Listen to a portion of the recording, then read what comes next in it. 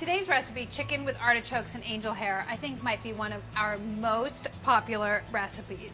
It's probably because it's so beautiful and simple to make. Start off by seasoning some flour. You're going to dredge 8 chicken cutlets in lightly seasoned flour. Start with about a 1/4 cup of flour. That should be plenty, but if you need more, you can always add more later. Take your chicken cutlets and then just lightly dredge them in the flour, turning to coat both sides, and then shaking off the excess. You can buy chicken cutlets already cutleted, as you know, but you can also make your own by slicing them in half through the center and then pounding them a little bit to make them of even thickness. If you buy those family packs of chicken breasts, you save money too, so it's a really good deal. And then you can just put the extra ones in the freezer for another day. All right, get cooking. In this large skillet, cook your chicken. You might need to work in batches. Well, you probably will. So start with about a tablespoon of oil for the first batch. Put them in a single layer. I'm holding off on cooking my pasta because it only cooks for about 3 minutes. It's so thin. So you want to do that last, really. In the way only I can do, I'm probably going to try to fit all of these in one batch. As they cook, you can turn them over. You're not going to get a ton of brownness on them because if you wait for them to be really brown, then they'll be overcooked. So a little bit of light goldenness is nice, but don't overdo it. You can see as the chicken turns white around the edges, when they're this thin, that basically means it's time to turn them over. So you want to get it so that the chicken is just done because it's going to go back into the sauce to get coated later. So take them out when you think they're done, but bordering on not done. I'm going to put it on a clean tray though, so there's no cross-contamination. I feel like the chicken is cooked enough so the rest of it's coming out.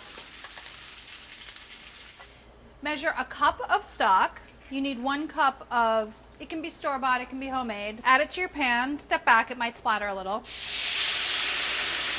In the meantime, you can cook your pasta. I think that now would be a good time to start it. Salted boiling water. This is 8 ounces of angel hair. You want to let this chicken broth reduce by half, and you can scrape up any brown bits from the bottom of the pan. That is flavor, and you want it in the sauce, not left in the pan. Give your pasta a stir every once in a while to make sure that it doesn't stick together. Now that the chicken broth has reduced, you can add your artichokes. It's 1 can of artichokes that were packed in water, drained, and then quartered. They can go right in. 2 tablespoons of capers, also drained. If you use the salt pack capers, make sure that you rinse them or soak them for about 20 minutes and then drain them because they can be very salty. Now, I like to add the chicken back into the pan because I think that it reheats it a little bit and it thickens the sauce a little because the flour that's on the chicken helps thicken the sauce. So I like to do that. Give it a little turn. It's just a very light coating of sauce. You can turn it off and add 2 tablespoons of butter off the heat. The butter also helps thicken the sauce and give it really nice texture. Stir that in. Yum. Now you can drain your pasta. Now you can eat. Serve it up. A little bit of pasta, a little bit of that, and then you can spoon some sauce on. That'll moisten the pasta and give it flavor, of course, deliciousness. And then a couple pieces of chicken. Beautiful artichoke hearts. And then just a little bit of fresh parsley on top.